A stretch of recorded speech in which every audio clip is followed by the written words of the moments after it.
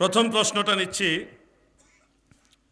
নবী মুহাম্মদ মুস্তাফা সাল্লাল্লাহু আলাইহি ওয়াসাল্লাম নূরের তৈরি না মাটির তৈরি? এইটা অনেক পুরাতন প্রশ্ন। আমার জীবনে অনেক মাহফিলে এই প্রশ্নের উত্তর দিয়েছি। এটা সংক্ষেপে মনে রাখবেন, আমাদের দয়াল নবী রসুল আকরাম সাল্লাল্লাহু আলাইহি ওয়াসাল্লাম নূরের তৈরি মানুষ। তিনি এমন মানুষ যার সাথে কারো তুলনা চলবে না। আমরা নবীজির নূরও বিশ্বাস করি, আমরা নবীর বাশারিয়তও বিশ্বাস করি। নবীজিকে নূর বলতে গিয়ে আমরা নবীকে শুধু ফেরেশতা বলি না, বাশার বলতে গিয়ে আমাদের মতোই বলি না। আমার দয়াল নবী সকল ফেরেশতাদের নূরের পাওয়ার যেখানে শেষ, ওইখান থেকে হলো নূরে মুহাম্মাদির মর্যাদা শুরু। আর সব মানুষের সব বাশারের মর্যাদা যেখানে শেষ, ওখান থেকে রসুল করিম সাল্লাল্লাহু আলাইহি ওয়াসাল্লামের বাশারিয়াতের মর্যাদা শুরু। তিনি বেমেসাল, এই সৃষ্টি জগতে বেমেসাল বেনজির এমন একজন রসুল, যিনি কথা বললেও নবীজির মুখ থেকে নূর বের হতো। দয়াল নবীজি এক সাহাবীকে বললেন, ওই সাহাবী সারা দিন নবীজির দরবারে বসে আছে, ফজরের নামাজ পড়া বাড়ি যায় না, দয়াল নবীজির জবান মোবারক থেকে কথা শুনতেছে। একেবারে শুনতে শুনতে জোহরের সময় হয়ে গেল, না খাইয়া সারা সময় নবীজির কাছে বসেছিল, নবীজির নসিহত মুবারক শুনলেন, জোহরের নামাজ নবীজির সাথে পড়লেন। এরপরে অন্যান্য সাহাবারা অনেকে চলে গেছে, কিন্তু উনি আর যায় না। উনি দয়াল নবীজির কাছে আশেপাশে বসে বসে নবীজির দিকে তাকায় থাকে, দয়াল নবীজি কি বলেন সেটা শুনে।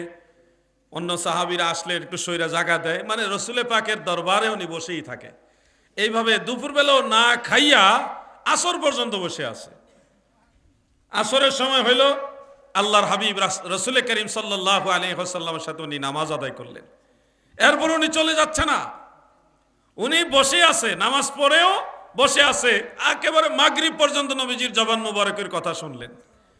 দয়াল নবীজির জবান থেকে মাগরিবের নামাজের সময় পর্যন্ত শুনে আবার মাগরিব পরে বসে আছে, এশার নামাজ পর্যন্ত আবার শুনছেন।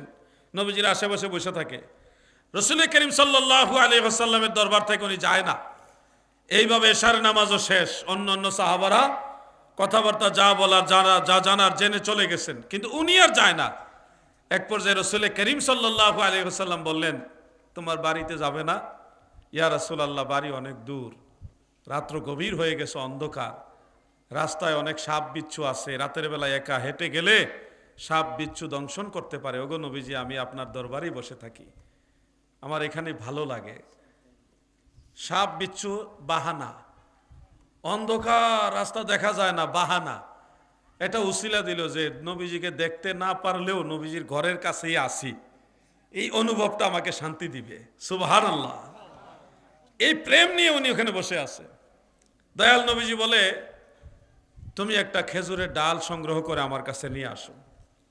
তখন তিনি একটা খেজুর গাছের ভগ্নাংশ, একটা ছোট অংশ দয়াল নবীজির কাছে এনে দিয়ে, নবীজি হস্ত মোবারকে টাচ লাগাইয়া কি যেন একটা দোয়া পরে ওই সাহাবীর হাতে দিয়ে বলে, এটা সামনে ধরো। সামনে ধরার পরে ওই লাঠি, যেটা খেজুর গাছের ডাল, এটা সামনে থেকে টর্চ লাইটে যেমন টিপ দিলে আলো জ্বলে, ওইটার সামনে দিয়ে নূরের আলো জ্বলে উঠছে। আল্লাহর হাবিব মুস্কি মুস্কি হাসি মুবারক দিয়ে বলতেছে, এই আলো সামনে ধরো, রাস্তা দেখে দেখে বাড়িতে যাও, আবার যথাসময় আইসো। সুবহানাল্লাহ বলেন। সেই হলো নূরের নবী। বলবেন নবীজি মাটির তৈরি, হুজুর অনেক বক্তারা বলে, অনেক বক্তারা যারা নবীজিকে মাটির তৈরি বলে, মনে রাখবেন ওই বক্তারাও মাটির তৈরি না। বুঝছেন কি বলছি? যেই বক্তা বলতেছে আল্লাহর রসুল সাল্লাল্লাহু আলাইহি ওয়াসাল্লাম মাটির তৈরি, সেই বক্তাও মাটির তৈরি না। এটা কি তা কোন হুজুর? বুঝাই দিচ্ছি আপনাদেরকে।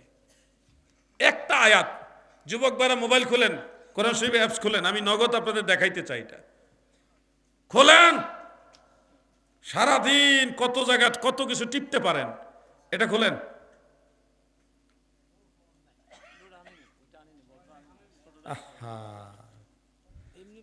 এমনি বলে দেই না, আমি চাইছিলাম তারা বলে দিলে শর্টকাট করে নেন। শর্টকাট করে নিব না। আচ্ছা ঠিক আছে, তাহলে সূরা ইয়াসিন আয়াত নম্বর ৭৭। সূরা ইয়াসিন আয়াত নম্বর কত? ৭৭। সেখানে আল্লাহ তাআলা বলেন, আওয়ালাম ইয়ারাল ইনসানু আন্না খালাকনাহু মিন নুতফাতিন ফাইজা হুয়া খাসীমুম মুবিন।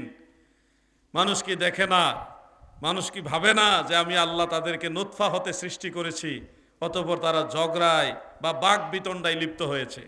আল্লাহ তাআলা আমাদেরকে নুতফা হতে সৃষ্টি করেছেন, এই মর্মে ১২টি আয়াত আছে। কয়টি? ১২টি আয়াত। নুতফা কি হুজুর? নুতফা হলো শুক্রাণু ডিম্বাণু। বিজ্ঞানের যুগ, সায়েন্সের ছাত্র ভাইয়েরা আপনারা জানেন, আমরা যার যার পিতার শুক্রাণু মাতার ডিম্বাণুর সমন্বয়ে আমাদের দেহ গঠন হয়েছে মায়ের গর্ভে। এটা তো বিজ্ঞান আজকে প্রমাণ করেছে, ১৪৫০ বছর আগে কোরআনে বলে দিয়েছে। ১২টা আয়াত আছে, আমরা যার যার পিতা মাতার শুক্রাণু ডিম্বাণু থেকে তৈরি। মাটির ব্যবসা করার কোনো চান্স নাই, মাটির ব্যবসা বন্ধ। হুজুরে যে কোরআন শিবা ৮টা আয়াত আছে না, মিনহা খালাকনাকুম ওয়া ফিহা নুঈদুকুম আছে ইলা আখির। এনে যা আছে সব মানুষকে আল্লাহ মাটি দিয়ে বানাইছে। এটা হলো বাংলা হুজুর, উনি বাংলা বই পড়ে ওয়াজ করে, মেইন কিতাব পড়ে না, আরবি কিতাব পড়ে না। তাফসীরের জগতে ঢুকলেই দেখবেন তাফসীরের মধ্যে লেখা আছে মিনহা আই মিন তুরাবিল আরদি খালাকনাকুম আই খালাকনা আবাকুম আদম আলাইহিস সালাম ফাহাযাফুল মুযাফ। এখানে আবাকুম শব্দটা মাহজুফ রয়েছে, আবা শব্দটা মাহজুফ উজ্জ্ব রয়েছে, সাইলেন্ট রয়েছে। অর্থাৎ এই জমিনের মাটি দিয়ে তোমাদের সবার বাবা আদমকে সৃষ্টি করেছি। আদম নবীর স্ত্রী আমাদের আদি মাতা হাওয়া আলাইহিস সালামকে আল্লাহ সরাসরি মাটি দিয়ে বানায়নি, ওনাকে আদমের বাম পাজরে নরম বাঁকা হাড্ডি দিয়ে বানাইছে। ঈসা নবীকে আল্লাহ মানুষ হিসেবে বানাইছে, কিন্তু ওনাকে হাড্ডি দিয়েও বানাননি, মাটি দিয়েও বানাননি, ওনাকে নুতফা দিয়েও বানাননি, কারণ ওনার বাবাই নাই। ওনাকে আল্লাহ ডাইরেক্ট রুহু থেকে মানুষ বানাইছে, জিবরিলের ফেরেশতার ফু দিয়া। কি দিয়া? ফু দিয়া, রুহু থেকে মানুষ। অথচ তিনিও মানুষ, মাটির তৈরিও না, হাড্ডির তৈরিও না, নুতফার তৈরিও না, উনি ডাইরেক্ট রুহু থেকে মানুষ, ফু দিয়া তৈরি। কথা বুঝতেছেন না আপনারা? ওনা তো জানে না, খালি মাটির ব্যবসা একটা শিখছে।